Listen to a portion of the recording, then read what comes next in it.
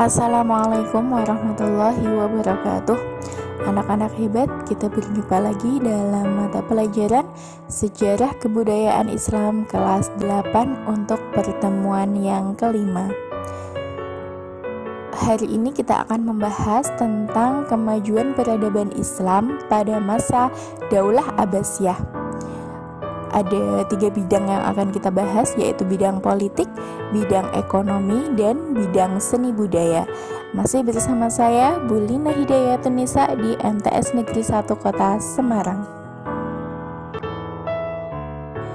Yang pertama, kemajuan Daulah Abbasiyah dalam bidang politik, yaitu menjalin kerjasama politik dengan Raja Frank di Andalusia, atau Andalusia itu sekarang kita sebut dengan Spanyol. Kemajuan bidang politik selanjutnya adalah menjalin hubungan dengan Afrika Barat. Kemajuan Daulah Abbasiyah selanjutnya adalah dalam bidang militer. Ini nanti dibagi menjadi 4 periode. Periode yang pertama yaitu periode tahun 750 sampai 847 Masehi. Kebijakan militer yang diambil pada periode ini merupakan usaha para khalifah dalam memberikan landasan pemerintahan yang tangguh dan militer yang kuat. Selanjutnya periode kedua yaitu pada tahun 847 sampai 946 Masehi. Periode ini kebijakan politik dan militer Daulah Abbasiyah banyak dipengaruhi oleh orang-orang Turki. Hal ini mengakibatkan banyak orang Turki yang menduduki posisi penting dalam jabatan militer. Orang-orang Turki yang banyak menduduki posisi penting itu tidak dapat dikendalikan. Mereka mampu mengontrol kekuasaan, bahkan banyak gubernur dan panglima tentara yang menyatakan diri sebagai khalifah. Dari sini tanda-tanda perpecahan dalam pemerintahan Daulah Abbasiyah mulai tampak.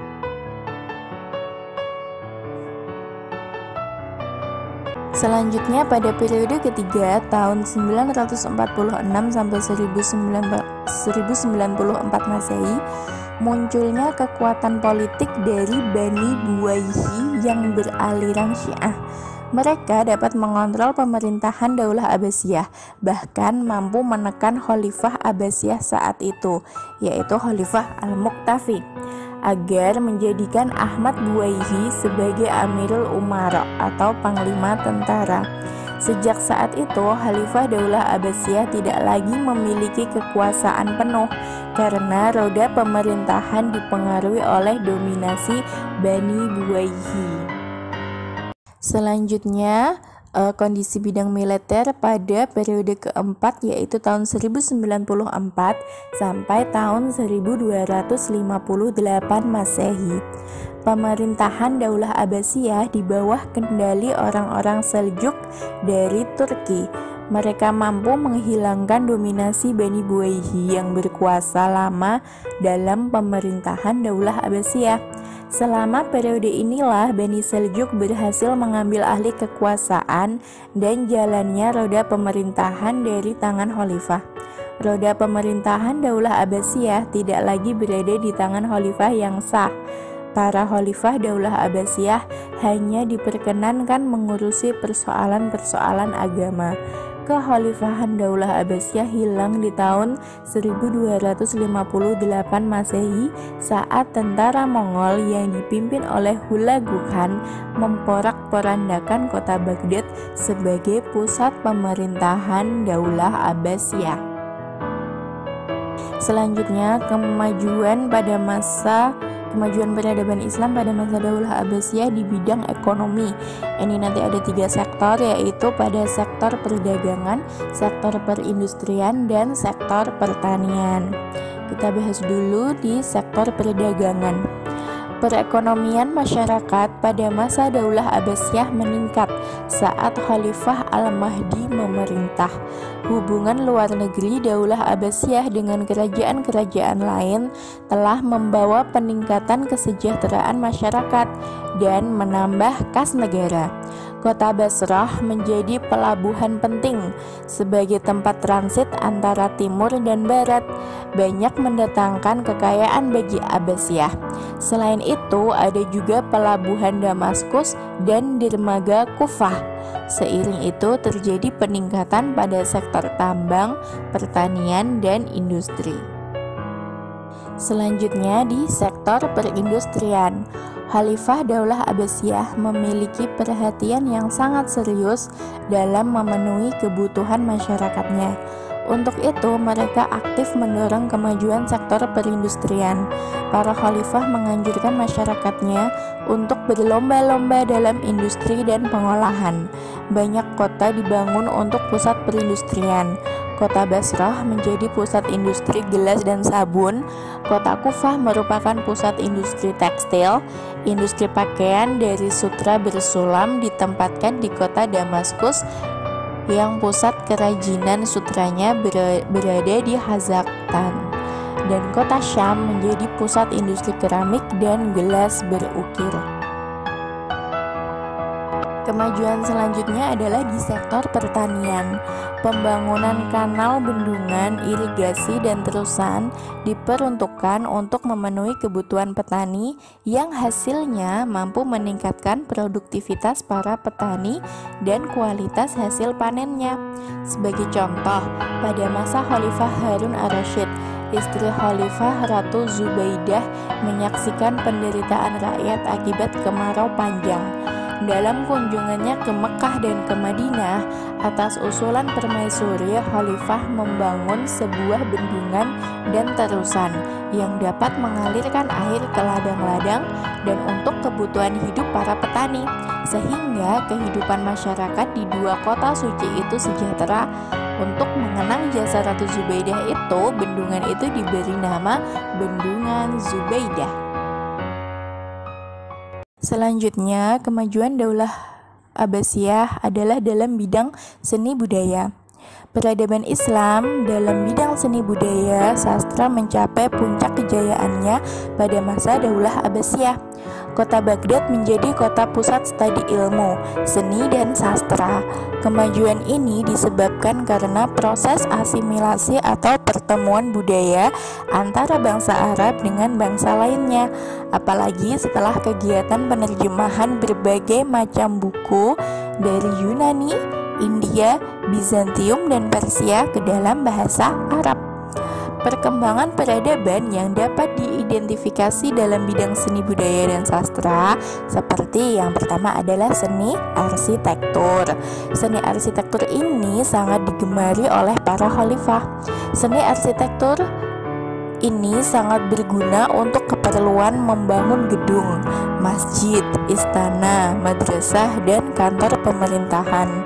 Khalifah Abbasiyah tidak segan-segan mendatangkan arsitek-arsitek dari Bizantium, Yunani, Persia, dan India untuk mendesain bangunan dan mengajarkan seni arsitektur bangunan kepada orang Abbasiyah.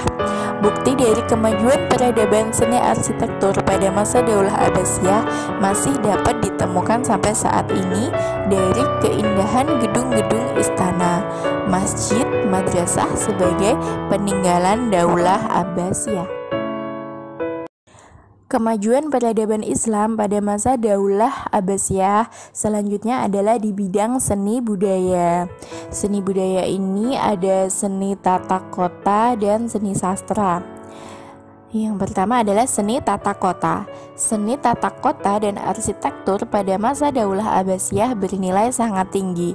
Banyak bangunan dan kota dibangun dengan teknik tata kota yang berseni tinggi. Di antara kota-kota itu adalah kota Baghdad. Baghdad dibangun pada tahun 763 Masehi pada masa pemerintahan Khalifah Abu Ja'far al-Mansur. Pembangunan kota ini melibatkan 100.000 orang ahli bangunan, terdiri dari arsitek, tukang batu, tukang kayu, pemahat, pelukis, dan lain-lain yang didatangkan dari Suriah, Iran, Basrah, Mosul, Kufah, dan daerah-daerah yang lainnya. Biaya pembangunan kota Baghdad ini mencapai 4.833.000 dirham. Kota Baghdad dibangun berbentuk bundar sehingga disebut kota bundar atau Al-Mudawwarah. Dikelilingi 2 lapis tembok besar dan tinggi. Bagian bawah selebar 50 hasta dan bagian atas 20 hasta. Tingginya 90 kaki atau sekitar 27,5 meter. Di luar tembok dibangun parit yang dalam yang berfungsi sebagai saluran air dan benteng pertahanan. Di tengah kota dibangun istana khalifah diberi nama Qasrud Dahab atau istana emas yang melambangkan kemegahan dan kejayaan. Di samping istana dibangun pula Masjid Jami' Al-Mansyur. Seni tata kota selanjutnya adalah kota Samara. 5 tahun setelah kota Baghdad mengalami kemajuan, Khalifah Al-Mu'tasim Billah membangun kota Samara. Di dalam kota ini terdapat istana yang indah dan megah, masjid raya, taman kota dengan bunga-bunga yang indah dan alun-alun. Untuk memudahkan masyarakat memenuhi kebutuhan hidupnya, dibangun pula pusat-pusat perbelanjaan dan pusat-pusat pelayanan publik. Selain pembangunan di kota-kota tersebut, 2 kota suci umat Islam yaitu Makkah dan Madinah juga tidak terlepas dari sentuhan seni arsitektur para penguasa Daulah Abbasiyah. Terlebih lagi Masjidil Haram di Mekkah dan Masjid Nabawi di Madinah. Menurut tradisi, setiap penguasa muslim pada masanya masing-masing turut ambil bagian dalam renovasi dan pembangunan 2 masjid suci kebanggaan umat Islam tersebut. Kemajuan peradaban Islam pada masa Daulah Abbasiyah yang selanjutnya adalah di bidang seni sastra. Dunia sastra mencapai puncak kejayaannya pada masa Daulah Abbasiyah. Kota Baghdad merupakan pusatnya para penyair dan sastrawan. Bahkan hampir seluruh Khalifah Abbasiyah menyukai sastra. Berikut ini beberapa penyair dan sastrawan yang terkenal saat itu adalah Abu Atiyah, Abu Nawas, Abu Tamam, dan Al-Muntanabi. Kota Baghdad terkenal dengan kisah yang melegenda di kalangan umat Islam, yaitu cerita tentang 1001 malam, Alfu Lailah wa Lailah, yang ditulis oleh Mubashir ibnu Fatih.